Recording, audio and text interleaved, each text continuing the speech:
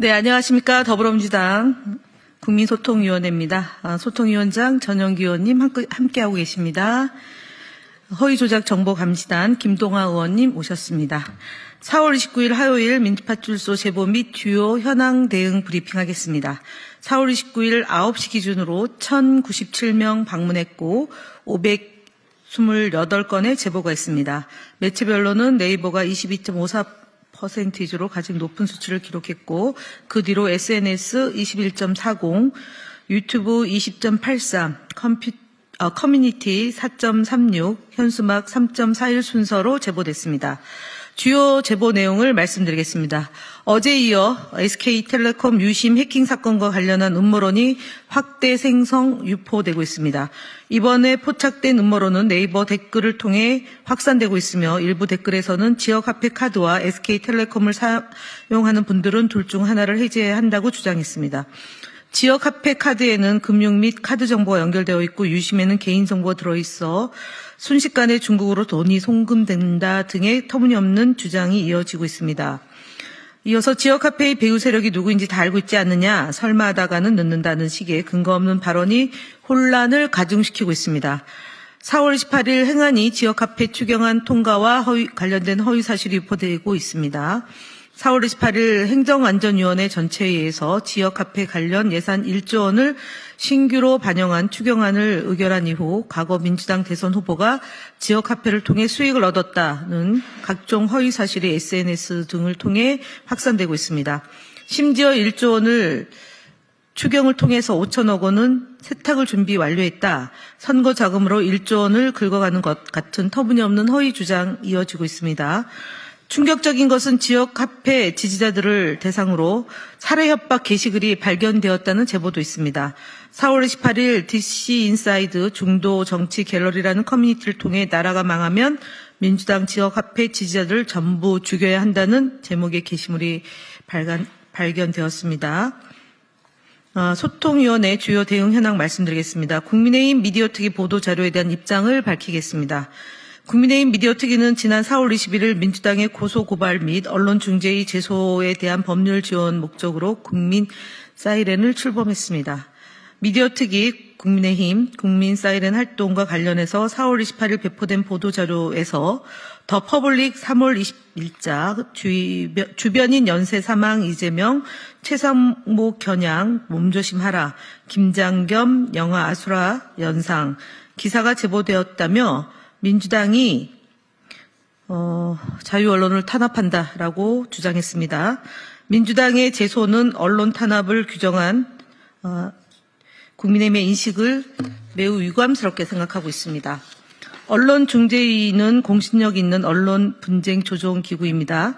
민주당은 언론사와의 직접적인 접촉이 압박으로 비칠 수 있다는 점을 고려하여 공신력 있는 기관을 통해 정당하고 절차적인 방식으로 정정 및 반론을 제기하고 있습니다. 국민의힘도 마찬가지 이와 같은 방식으로 하고 있는 것으로 알고 있습니다.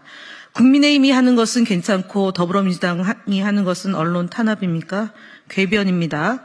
국민의힘이 더 퍼블릭의 해당 기사는 언론사의 2회 심리 불참으로 인해 정정 및 반론 보도 기재로 자동 합의된 내용입니다. 공신력 있는 기관에 중재가 있었음에도 불구하고 이를 악용하는 것은 매우 유감스럽습니다. 게다가 더 퍼블릭이 국민 사이렌에 제보한 민주당의 언론중재위 제소 취지는 언중이 심리 과정에서 더 퍼블릭 측에 참고하기 위해 제공된 것입니다. 이를 내부에 공개하고 정치적 공격에 이용하는 것은 단순한 법적 문제를 넘어 최소한의 신의마저 저버린 행위입니다. 더불어민주당은 이러한 부당한 공격에 아랑곳하지 않을 것입니다. 공신력 있는 절차를 통해 문제를 제기하고 그 결과를 존중하는 원칙을 지켜나가겠습니다. 아울러 국민 사이렌이 다양한 내용으로 브리핑을 하고 있는데요. 꼼꼼히 검토해서 대응해 나가겠다는 말씀 역시 드리겠습니다. 다음으로 김동아 의원님이 말씀드리겠습니다.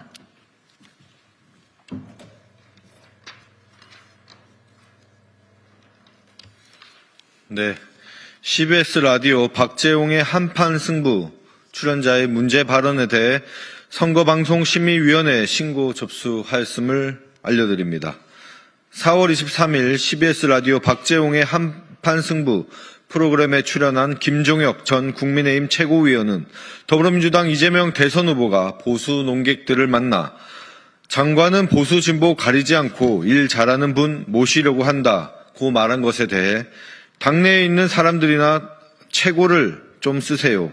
멀쩡한 사람들 다 공천 학살해서 다 바보 만들어 놓고 엉뚱한 사람들 데려다 써서 그게 그냥 주변을 다 채워놓고서 무슨 바가지가 집에서 새는 바가지가 밖에서는 안 셉니까? 라고 발언하며 이재명 후보에 대한 허위사실을 유포하고 희화화하였습니다. 이는 시사정보 프로그램의 진행자 또는 출연자는 특정 정당이나 후보자를 조롱 또는 희화화해서는 안 된다는 선거방송심의위원회에 관한 특별규정 등을 위반한 것으로 국민소통위원회는 즉각 선거방송심의위원회에 신고 접수하였음을 밝힙니다. 다음 이재명 후보 관련 허위사실을 유포하는 유튜브 도람프, 성창경TV 등에 대한 대응 보고입니다. 이재명 후보와 관련된 허위사실을 유포하는 유튜브 채널의 활동이 확대되고 있음이 확인되고 있습니다. 유튜브 채널 도람프는 호나이는 이재명 후보와 관련이 깊은 기업이라며 SK텔레콤 유심 정보 유출 사고를 이재명 후보와 연관짓고 여론조작 부정선거하려고 유심 정보 빼간 거 아니냐는 등의 근거 없는 선거조작 음모론을 유포하였습니다. 또한 줄 서서 주사 맞으러 가는 듯 유출 핑계대고 억지로 유심칩 바꾸게 해가지고 대선 자금 정치 자금 팔아먹는 거 아니냐라는 등 공직선거법 위반 소지가 큰 허위 주장을 유포하였습니다. 또한 성창경TV는 대통령 파면 결정 이후에도 허위 조작 동영상을 버젓이 유통되게끔 하고 있습니다. 이재명 왜 잠적했나? 영상에서는 이재명이 지금 헌법재판소 인물들을 접촉하고 있지 않을까라며 불법 로비 의혹을 제기하였고 대법원에서 김만배가 권순일을 8차례 만나가지고 그래서 뒤집어 버린 겁니다. 라고 사법거래를 단정하는 등 심각한 허위사실을 유포하고 있습니다. 우리 위원회는 문제 영상을 구글에 신고 접수하였으며 법적 조치 등을 고려하고 있음을 밝힙니다. 다음 어제 진행된 언론중재위원회 심리 결과를 보고드리겠습니다. 자유일보 4월 1일자 여론조사 때 중도라고 답하라는 민주당 측 지시 있었다라는 거짓 의혹 제기 보도는 정정 및 반론 보도 기재로 합의되었음을 알려드립니다. 네, 국민의힘 거짓말 시리즈 98번째 말씀드리겠습니다.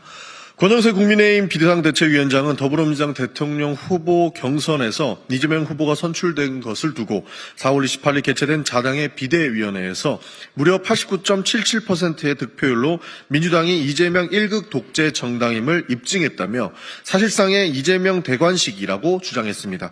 상대 당의 대통령 후보가 선출되자마자 비상대책위원장, 원내대표, 수석대변인 등이 앞다투어 전당적으로 저주에 가까운 극언을 퍼붓는 모양새입니다. 이재명 후보는 더불어민주당 경선에서 전국대의원, 권리당원 선거인단뿐만 아니라 국민선거인단 투표에서도 89.21%라는 압도적인 지지를 얻었습니다. 이재명 후보에 대한 당원과 국민의 압도적인 지지는 윤석열 전 대통령과 국민의힘이 초래한 내란을 종식하라는 국민의 열망이 반영된 것입니다. 민주당은 1급 독재정당도 아니고 전국 순회 합동연설에는 대관식도 아니었습니다. 거짓말과 왜곡으로 민주당과 이재명 후보를 폄훼하려고 하는 시도를 즉각 멈춰주시기를 바랍니다. 국민의힘 대선주자 거짓말 시리즈 21번째도 바로 말씀드리겠습니다. 안철수 국민의힘 경선 후보는 더불어민주당 이재명 후보의 경제정책을 두고 4월 28일 본인의 페이스북 SNS를 통해 기업은 국유화되고 포퓰리즘 무산복지와 공공확대는 우리 삶을 파괴할 것이라고 주장했습니다. 이는 터무니없는 선동이자 어떤 근거도 없는 거짓말입니다. 이재명 후보는 이재용 삼성 회장을 만나 삼성이 잘 되어야 투자자도 잘 된다. 대한민국 국부 창출에 기여해달라고 요청한 바 있습니다. 또한 SK 하이닉스 방문에서 한국경제인협회 대표단과의 회동 등을 통해 재계의 목소리를 잘 경청하고 정부와 정치권, 기업이 함께 긴밀히 협력하여 대외 불확실성에 대응할 수 있도록 공감대를 형성했습니다. 기업 국유화는 말도 안 되는 중상모략입니다. 우리 당 복지정책과 공공성 강화 정책은 기존 복지사회의 대전제 변화 상황에 대비하여 보편적 기본사회로 나가자는 취지의 정책으로 저출생, 고령화, 성장 둔화 등 한국 사회의 변화에 대한 안전망으로서의 기능을 할 것입니다. 우리 당의 복지정책과 공공성 강화 정책은 저출생, 고령화, 성장 둔화 등 대한민국의 미래에 대비하기 위한 것입니다. 이는 모든 국민이 변화하는 시대 속에서 안전하게 살아갈 수 있도록 기존 복지 체계를 넘어 보편적 기본사회로 나아가자라는 취지입니다. 안철수 후보의 주장은 철진한 신자유주의적 망상에 불과합니다. 이상입니다.